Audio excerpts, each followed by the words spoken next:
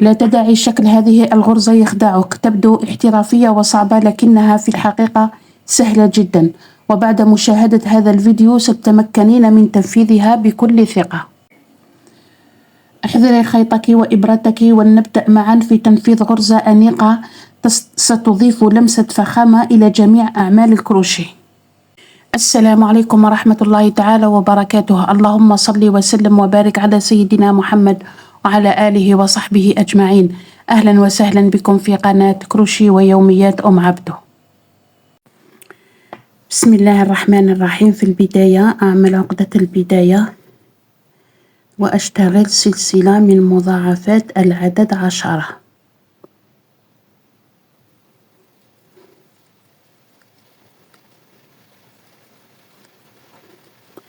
أكمل السلسلة وأعود.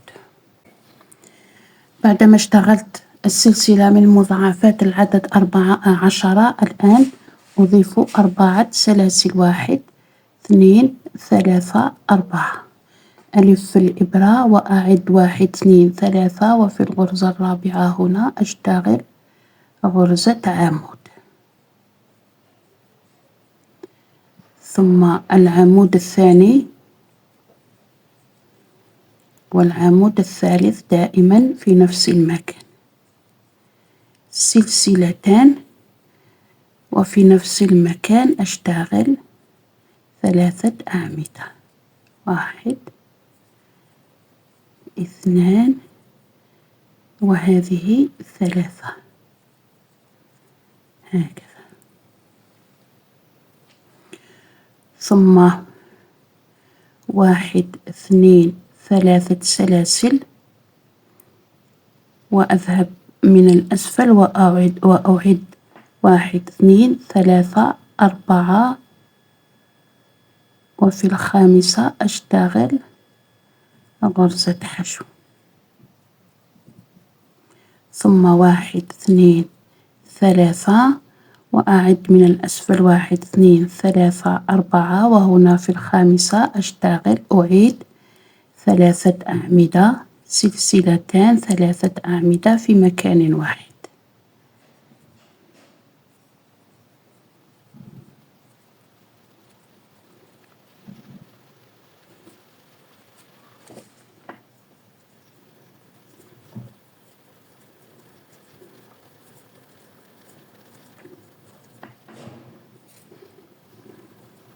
ثم أكرر هذه 3 أعمدة وأشتغل هذه الغرزة 3 أعمدة حتى أنهي الدور.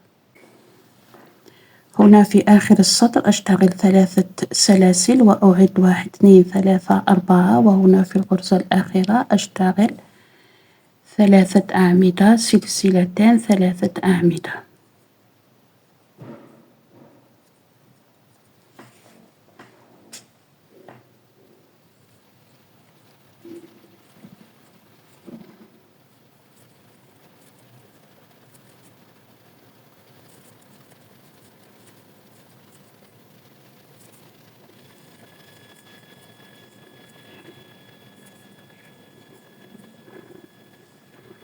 هكذا.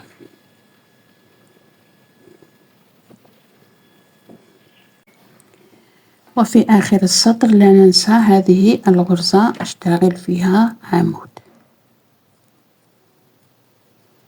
لأننا ابتدأنا هنا بعمود، سلاسل الارتفاع.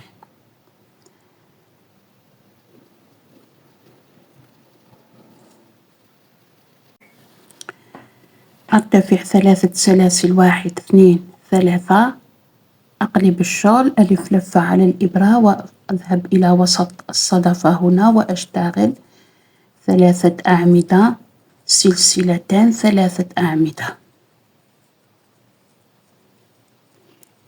دائما في نفس المكان. هذا الجزء لا يتغير.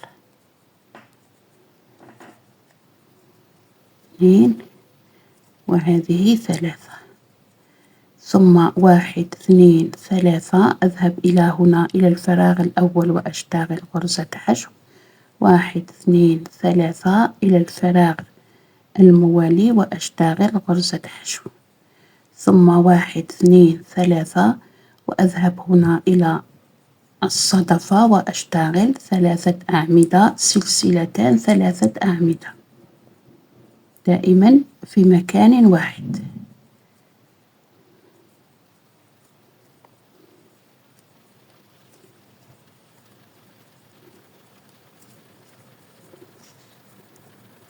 سلسل 3 سلاسل وأذهب إلى الفراغ الأول هنا وأشتغل غرزة حشو، 3 سلاسل في الفراغ الموالي غرزة حشو، 3 سلاسل وأذهب مباشرة إلى هنا وأشتغل 3 أعمدة سلسلتان 3 أعمدة، 3 سلاسل غرزة حشو، 3 سلاسل غرزة حشو، 3 سلاسل وأذهب إلى هذا الفراغ وأشتغل 3 أعمدة سلسلتان 3 أعمدة.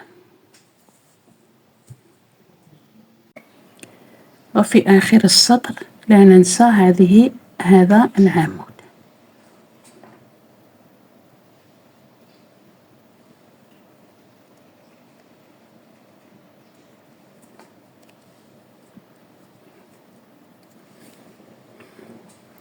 أرتفع 1 2 3 أقلب الشغل وأذهب وسط هذه وأشتغل 3 أعمدة سلسلتان 3 أعمدة كما قلت لكم هذا لا يتغير، ثم 1 2 وفي نفس المكان 3 أعمدة،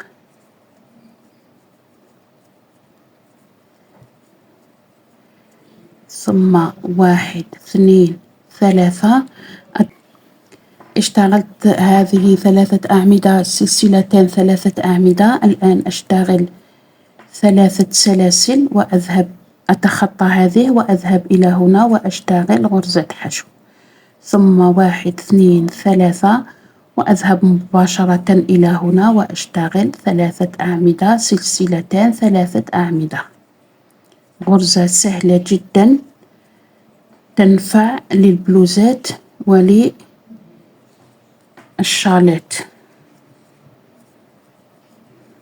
وخاصة دائما أقولها وأعيدها خاصة إذا كانت بالخيط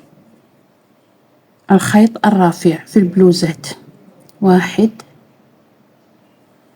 2 3 أذهب إلى هنا وأشتغل غرزة حشو، 1 2 3 وهنا أشتغل 3 أعمدة سلسلتان 3 أعمدة،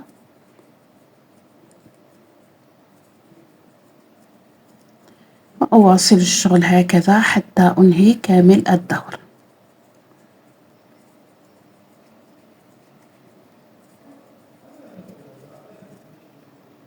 وفي آخر السطر هنا دائما لا ننسى هذه الغرزة، غرزة عمود في الآخر. 1 2 3 أرتفع 3 سلاسل وأذهب مباشرة إلى هنا وأشتغل 3 أعمدة سلسلتان 3 أعمدة،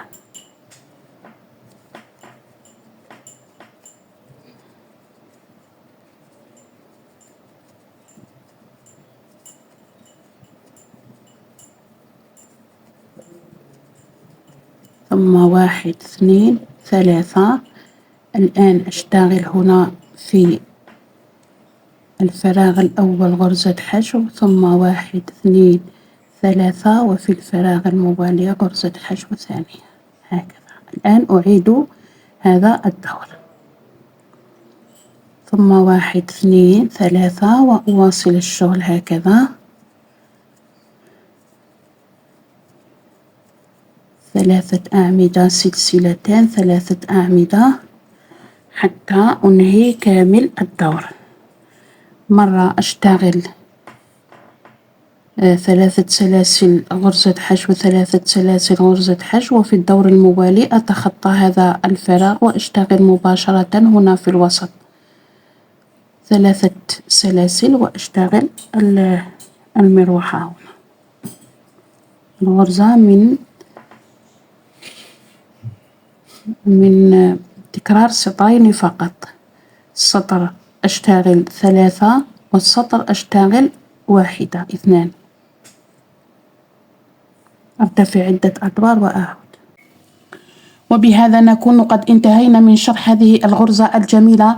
أتمنى أن تكون قد نالت إعجابكم واستفدتم من الشرح. إذا أعجبكم الفيديو فلا تنسوا الضغط على زر الإعجاب والاشتراك في القناة كروشيه ويوميات أم عبدو، وتفعيل جرس التنبيهات ليصلكم كل جديد من دروس الكروشيه. اكتبوا لي في التعليقات ما المشروع الذي ترغبون في تنفيذه بهذه الغرزة، وأراكم في فيديو جديد بإذن الله. دمتم بخير، والسلام عليكم ورحمة الله تعالى وبركاته.